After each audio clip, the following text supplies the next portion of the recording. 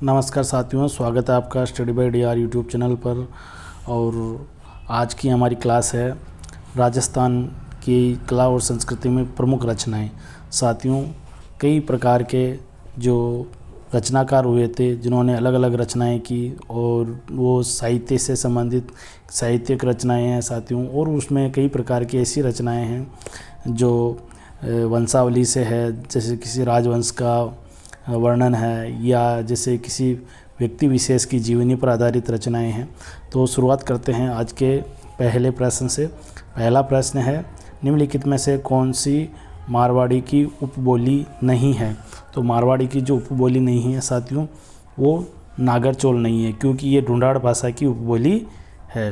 अगला देखिए, राजस्थान की बोली एवं क्षेत्र के संबंध को ध्यान में रखते हुए निम्नलिखित में से कौन सा युग्म गलत है? साथियों देखिए साथियों, इसके अंतर्गत पूछा है कि किस क्षेत्र में कौन सी भाषा बोली जाती है, कौन सी बोली बोली जाती है। टोंक में ढूंढाड़ी बोली जाती है, पाली में बागड़ी, फिर बारा में हाड़ौती और करौली में मेवाती। तो साथियों इसके अंतर्गत जो बागड़ी भाषा है वो पाली में नहीं बोली जाती है।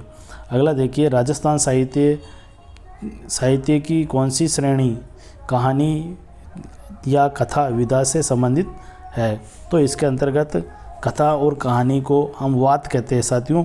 और इसको साधारण कहें तो हम बात या कोई भी बात, राजस्थानी की भाषा में हम बात करें तो हम कहते हैं कि फला व्यक्ति की बात है, यानी उसकी कहानी।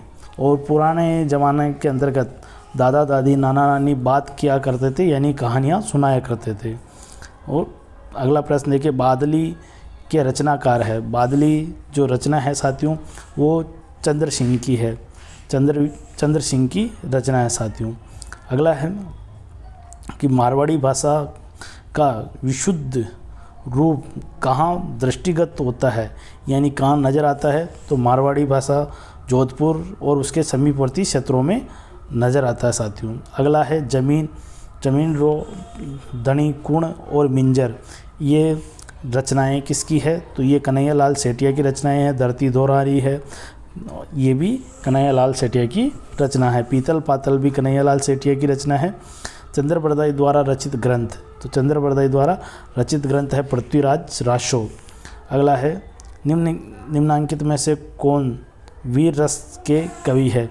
तो वीर रस के जो कवि है साथियों वो है सुभद्रा कुमारी चौहान। कौन है? सुभद्रा कुमारी चौहान, ये वीर रस के कवि है।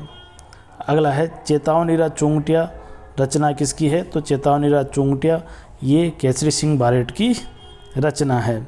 अगला है, पंचतंत्र के लेखक है, तो विष्णु शर्मा है साथियों। पंचतंत्र के लेखक विष्णु शर्मा है। LP तैसी टोरी से संबंधित है, तो ये चारण साहित्य से संबंधित है साथियों।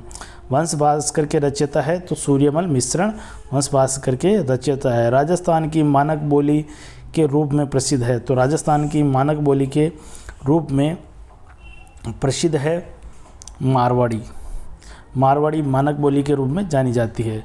केसरी सिंह बारेट द्वारा रचित चेतावनीरा चुंगटिया दिल्ली दरबार में जाने से रोका, तो ये है महाराणा फतेह सिंह को रोका था साथियों। कब? 1903 की घटना है साथियों, और 1903 में उन्होंने रोका था। और ये चेतावनीरा चुंगटिया 13 सोर्टों में लिखा गया है साथियों। कितने सोर्टों में? 13 सोर्टों में। इसको आप याद रखने की ट्रिक बता देता साथियों। 1903 इनको आप जोड़ो 13 ही आएंगे। ये 1903 में लिखे थे और इनको योग करने पर 13 आते हैं, अर्थात 13 सोर्टों में लिखा गया। अगला है, वीर सतसई किसकी रचना है? तो वीर सतसई सूर्यमल मिश्रण की रचना है। डोला मारू रा दोहा ये कवि कलोल है, कवि कलोल। अगला है, श्री सरस्वती पुस्तकालय जो कि अलभ्य एवं दुर्लभ साहित्य का अप्रतिम खजाना है, ये कहाँ स्थित है? तो साथियों ये स्थित है फतेहपुर के अंतर्गत, फतेहपुर सीकर के अंतर्गत स्थित है। फतेहपुर सीकरी साथियों वो यूपी के अंतर्गत है और फतेहपुर सीकर राजस्थान के अंतर्गत है। अगला देखिए, राजस्थानी हिंदी संक्षिप्त शब्दकोश के संपादक है, तो इसके अंतर्गत पद्मश्री सीताराम लालस। जो सीताराम लालस है वो राजस्थानी हिंदी संक्षिप्त शब्दकोश के संपादक है। अगला देखिए,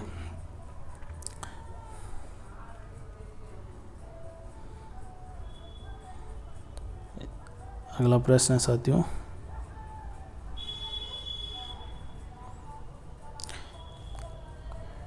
शिशुपाल वदम संस्कृत महाकाव्य के रचयिता है, तो रचयिता महाकवि माघ का निवास स्थान है बीनमाल। अगला देखिए, गिरधर आसिया द्वारा लिखित डिंगल भाषा का ग्रंथ, ये है डिंगल भाषा का लिखित ग्रंथ है साथियों सगत राशो, इसका नाम है सगत राशो।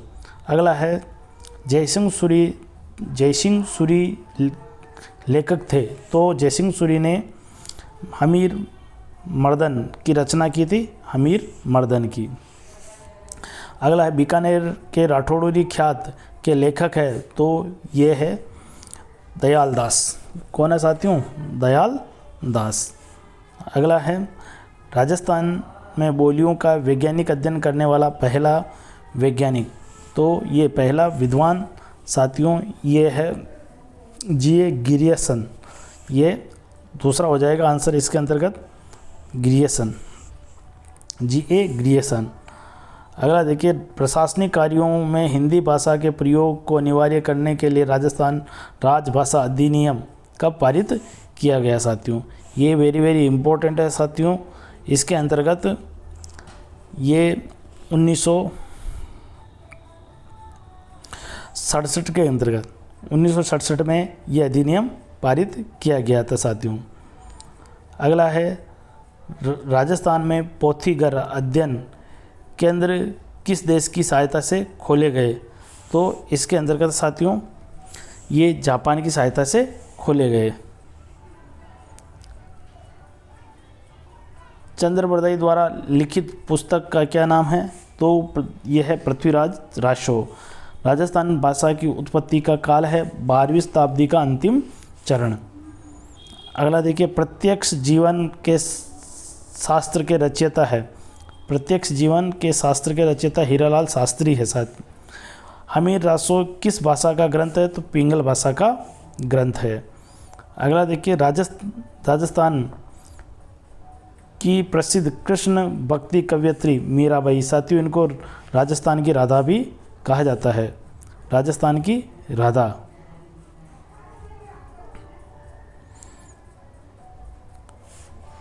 राजस्थान की राधा मीराबाई। अगला देखिए साथियों,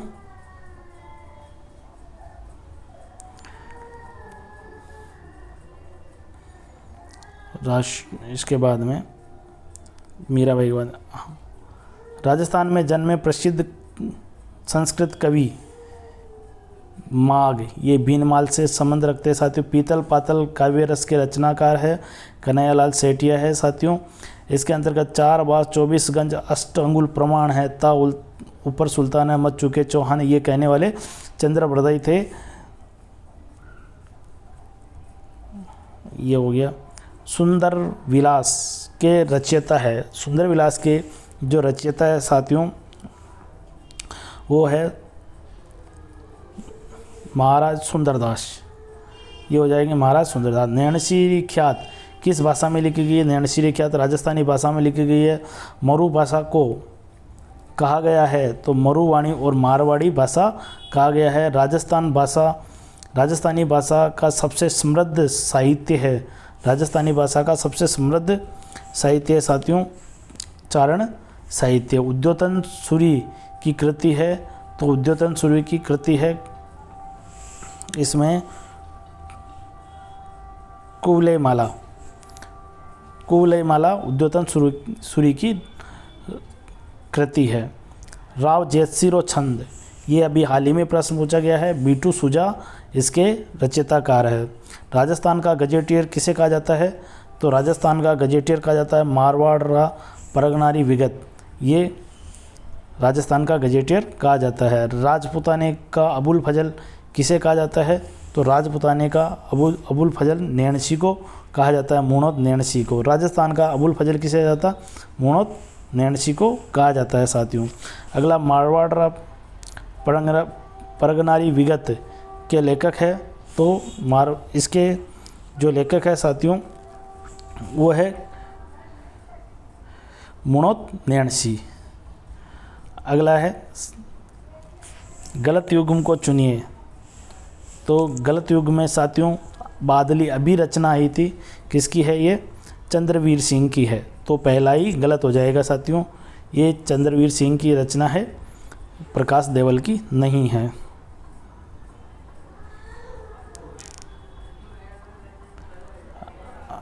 अगला देखिए राधा, तो सत्यप्रकाश जोशी, मेघमाल, सुमेर सिंह शेखावत और बाता में भूगोल। साथियों ये वेरी वेरी इंपॉर्टेंट रचना है, बाता में भूगोल हरीश बादानी की रचना है। अगला देखिए सुमेलित कीजिए। सुमेलित के अंतर्गत हमें बोली और उसकी क्षेत्र बताना है। बोली और उसका क्षेत्र कौन सा होगा साथियों? तो देखिए साथियों इसके अंतर्गत जो जगरेती भाषा है वो बोली जाती है करौली में। कहाँ बोली जाती है? करौली में, यानी ए में 4 इसमें 1 और 2 में आ रहा। फिर इसके बाद में जो ढाटी भाषा है साथियों वो बोली जाती है बाड़मेर में। कहाँ बोली जाती है? बाड़मेर में, बी में 3 आ जाएगा।